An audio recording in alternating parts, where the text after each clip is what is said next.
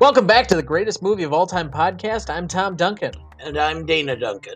And in a pre-recorded episode, we are discussing the 1952 Best Picture winner, The Greatest Show on Earth, Cecil B. DeMille's Circus picture.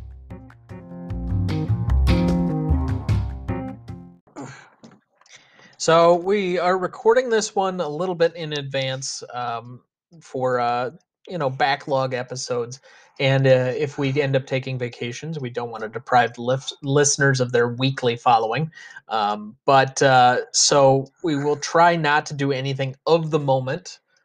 Try not to spoil ourselves in that particular regard. But to go over this film, I only saw this for the first time over the weekend as part of my quest to watch every Best Picture winner of all time. I've got 76 down out of 92 so far, and all but one film since 1970.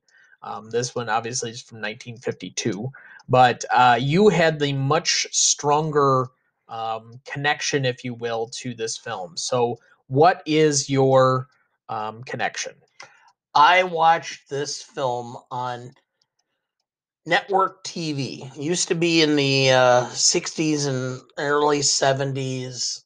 Every network could not afford to put on always, nightly programming. So they would always have a movie night. So it'd be the ABC movie of the week, NBC new movie of the week, CBS movie of the week.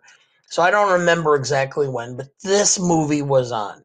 It was the summer. I must have been about 5 or 6. The movie was on. I remember watching the movie, being absolutely enthralled in the movie, and pretended that my swing set was a circus train for a couple of weeks afterwards, and would do the whole thing of the movie and the crash and everything that was involved in the movie.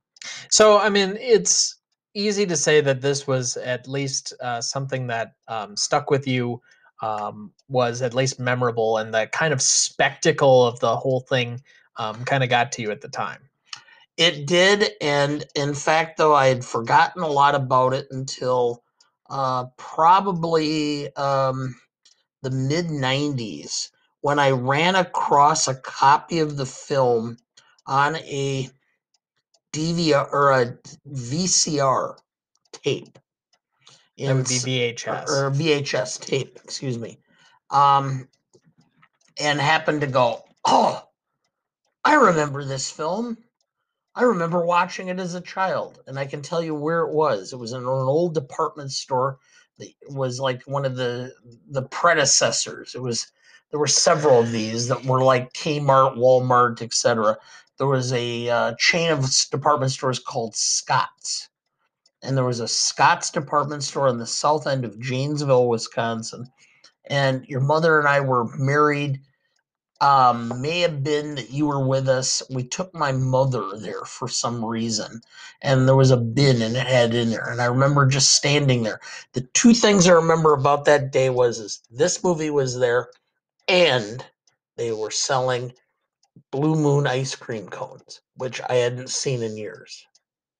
So for the listening audience, if you want to watch this film, it is available on CBS All Access, or at least that's how we watched it over the weekend, and you can have a refresher over there.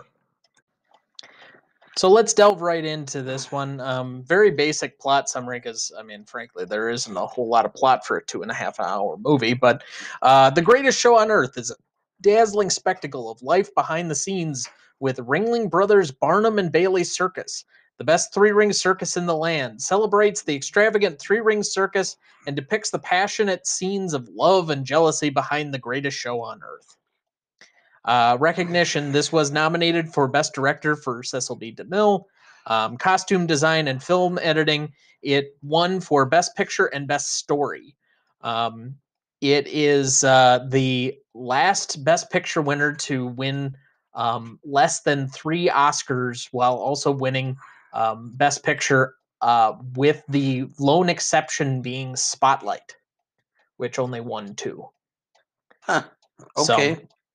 which, I guess I understand, but I still think they got it right by that particular film. So, that being the case, what is this movie about? Well, this movie is about Don't overthink it. celebrating the circus. Yeah, it's a spectacle advertisement for the circus. Um, it's DeMille creating an over extravagant show that required more editing than it got. Well, okay. All right. This might be one of the shorter episodes as a result of that. And I don't think there's anything particularly bad about this movie. It's just like, it's kind of boring. I mean, yeah, okay. Yes, as a 5 or 6-year-old boy, this movie was wonderful. As a 56-year-old man, well, It leaves a lot on the table. I spent a lot of time reading articles on my in the New York Times on my phone.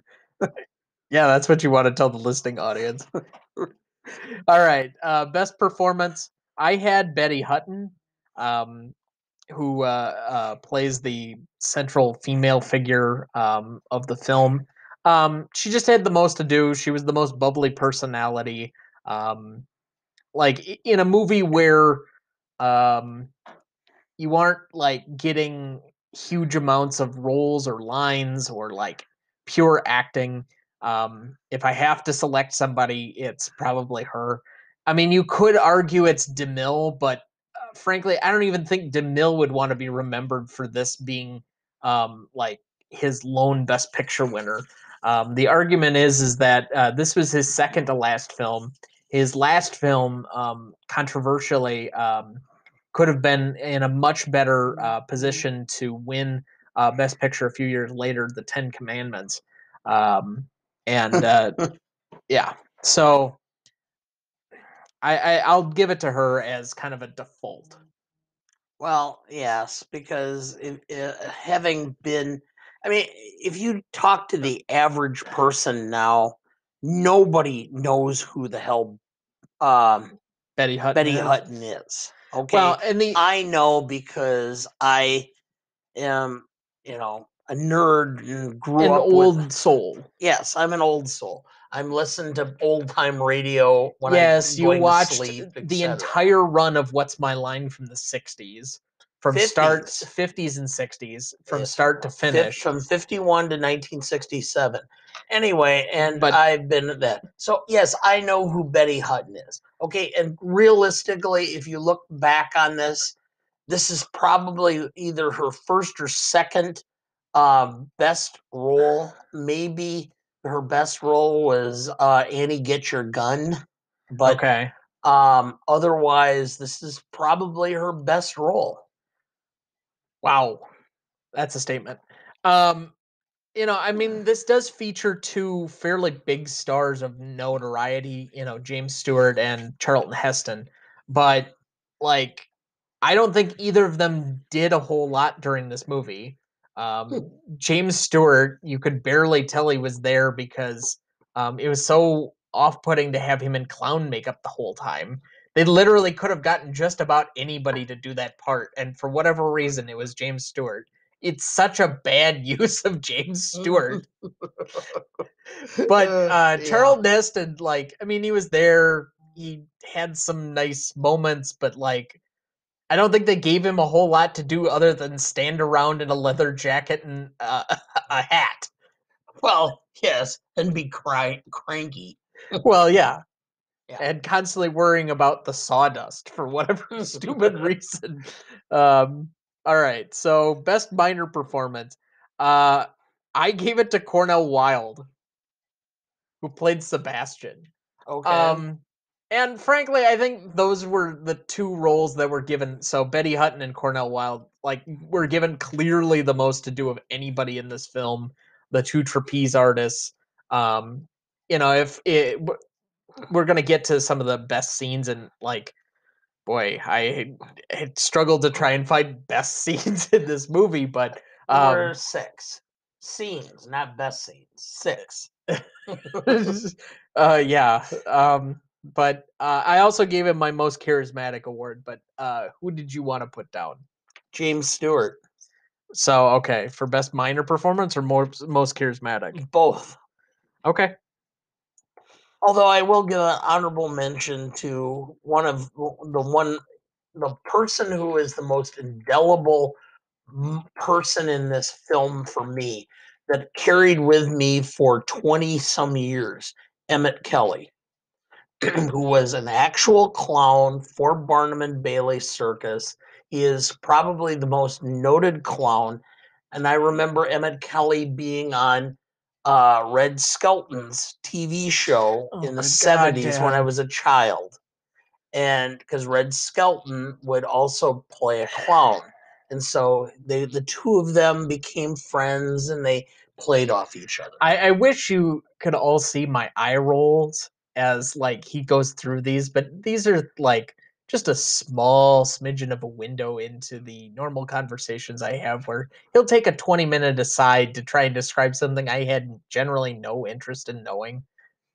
I'm sorry, but I grew up in the 60s, 70s, and early 80s, and there's certain aspects. Quite frankly, as a child, and I'll admit this, when other kids when I'm like 12 years old and other kids are watching like these stupid cartoons that I thought were stupid on How many times on can you say stupid? well, I can say stupid, stupid, stupid, but anyway, uh, they were on network TV. Public TV would show old time TV shows from the 50s. And so on Saturdays, I would watch Jack Benny, Burns and Allen, Alfred Hitchcock Presents, The Twilight Zone, um, The Outer Limits. Um, It's no wonder that you love thumbing your nose at popular convention. yeah, I know. Realistically, if I would have been able to pick a time where I was born, it would have probably been in the 1920s, so that I was an adult during the 40s, because I have so much connection with the movies of that era and the television and the radio shows of the late 40s and such. I probably should have been my grandfather. All right. So, as we preempted, best scene. I have a few. I have a few to Okay. try and nominate. The first trapeze show. I mean, if any of the scenes that's the most spectacle, where they're trying to like one up each other and they're going back and forth, it's probably the one that is the one where you actually like go wow a bit.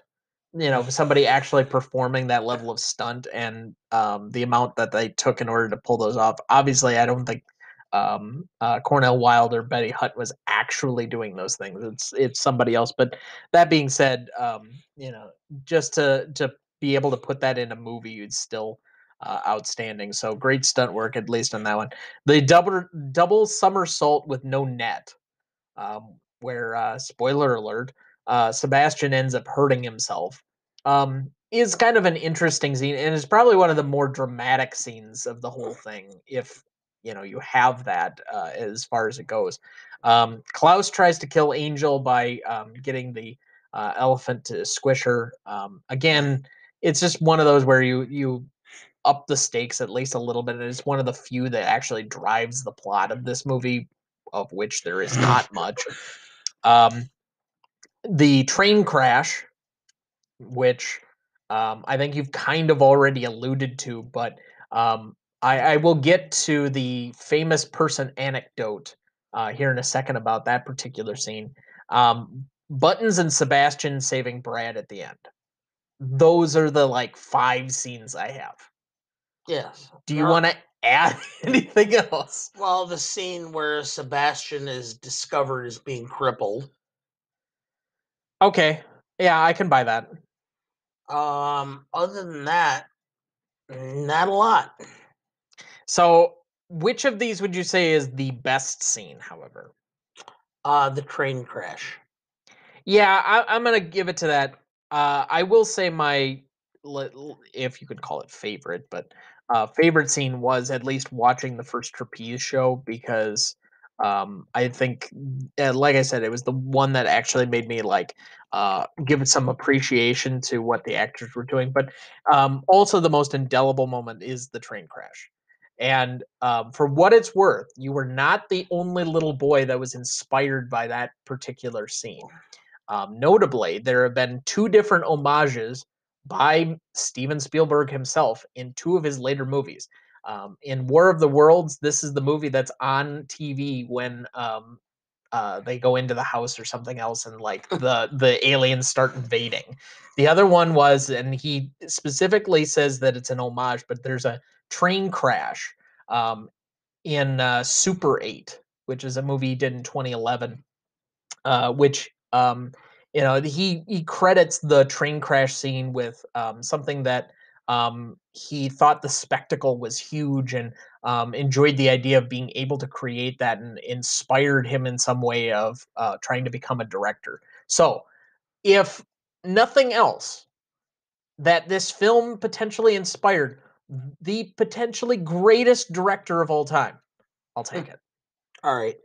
Well, actually, you know that the train crash scene was inspired by an actual crash of a circus train that occurred in Wisconsin. Really? Yes. If you're driving on I-90, I-94, they meet at a city or small city in Wisconsin called Toma. And there's a railroad and there's a crossing or a joinder right there. Two trains came at the same time, hit the same track, for whatever reason, crashed. And a circus train was involved. And one of the elephants in the train was killed. And it made huge notoriety. They ended up burying the carcass of the body of the elephant near the train tracks. So it is a long time legend in Wisconsin that along the train tracks for what was originally the Milwaukee Road train throughway, which is now held by Canadian Pacific Railroad, there is a burial site for a large African elephant. Interesting. I would never have known that story. Well, that's probably a great spot to do a quick break for one of our sponsors. All right, welcome back. We are going to go into best lines. I came up with two. I mean, this is not a dialogue-heavy movie. Half of the movie, and I mean literally half the movie, It's more is than just half. okay. So maybe it's an hour and a half of the hour or the 2.5 hour movie. Maybe even more than that is just circus scenes. So this isn't with DeMille doing the narration about how wonderful the circus is and what they're seeing. Yeah. Okay. But anyway, I came up with two. So I doubt you're going to be able to add a third one. We No. may have to just put these as the best line and honorable mention and leave it at that. They're both kind of funny-esque, if you will, but like, who? Yeah. Yeah. So anyway, Angel, listen, sugar, the only way you can keep me warm is to wrap me up in a marriage license. That's one of the better lines. I mean, you can barely find anywhere on the internet to like, oh, memorable lines from this movie. And there were whole places that were like had nothing on them. Like I think Rotten Tomatoes has 0 quotes from this movie. All right, number 2, and early on in the movie, Buttons and Holly. Clowns are funny people. They only love once. Holly, all men aren't that way, even if they act like clowns. Those are the two best lines from this movie. Yeah, okay. All right. So which one of the two is the better one? The first. God. Yeah. All right. So then I'll nominate the other one for funniest, and we'll just do no honorable mention. Again, like this isn't to cry this movie. If you feel like watching a circus movie, this is fine. I mean, there's nothing particularly wrong with it other than it's a 2.5 hour movie that for the better part of it basically serves as a frickin' infomercial for the circus, which you can't even go to anymore. Um, but Yeah, I know.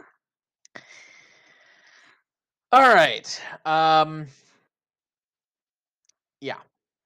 Um,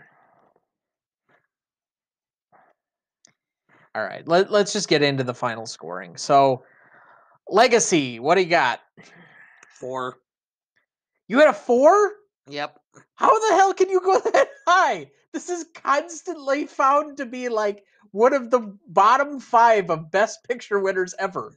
This film is notable only in the fact that it beat out Singing in the Rain and The Quiet Man and what was the other one?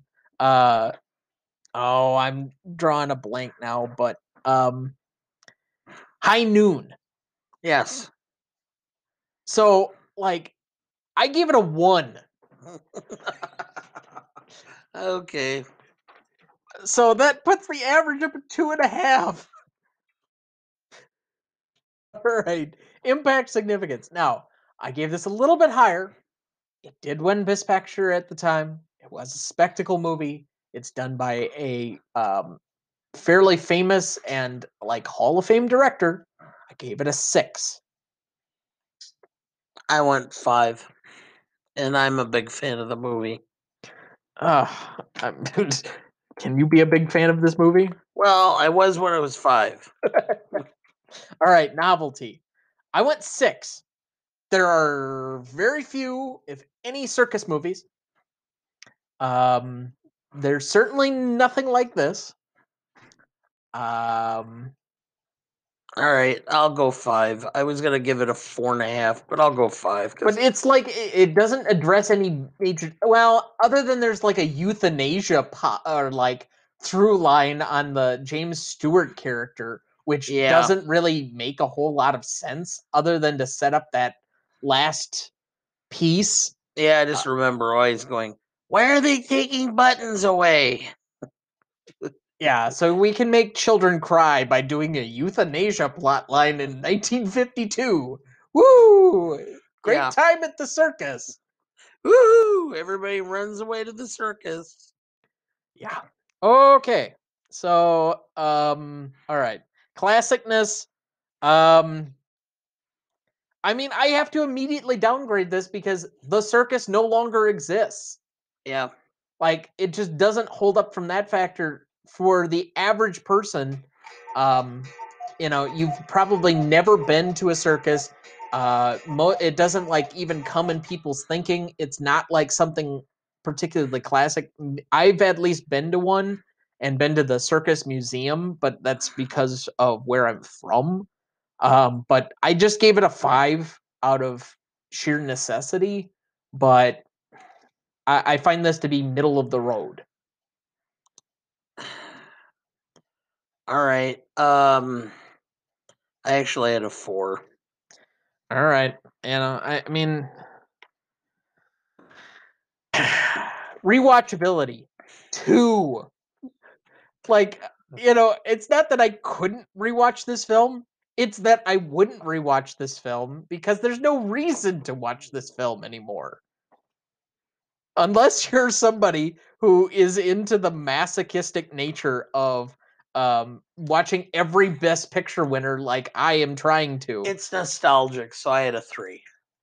Okay. For me personally. Okay. And that's why I like waited to watch it with you, just for that sheer factor. And like it does have like a couple of star actors in it, but good lord, it's just like watching the film again was kind of like when you were a kid. Every like sixth grader, when you were a little child, like kindergarten or first grade, every sixth grader seemed like such an old adult. yeah. This is what it is when you're like, what I remember is this film and what it was. Now that I watch it in retrospect, I'm going, yeah, okay, why did I like this?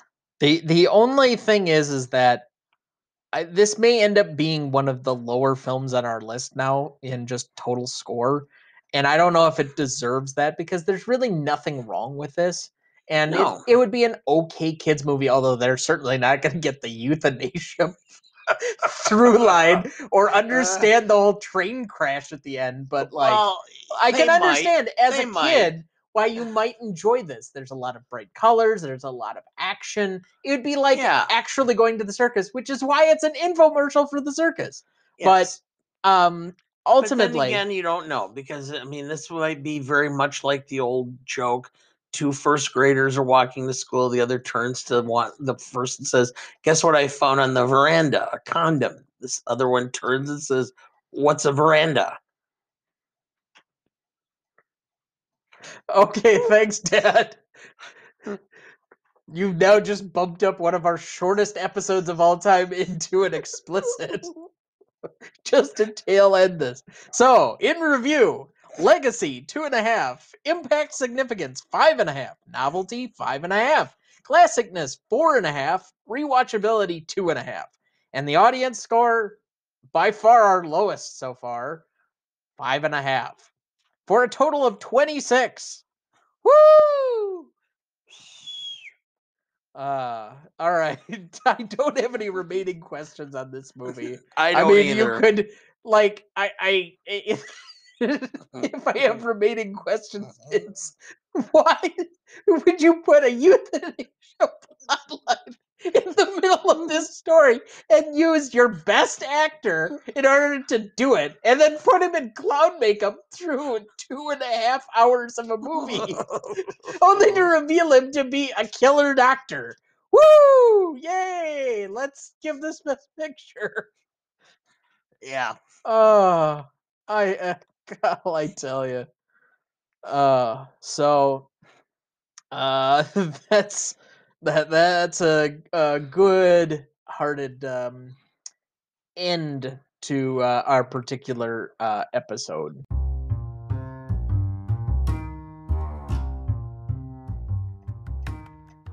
I wish we could talk longer, but I'm expecting a friend for dinner. So have a great week, everybody. Stay tuned for our next live episode.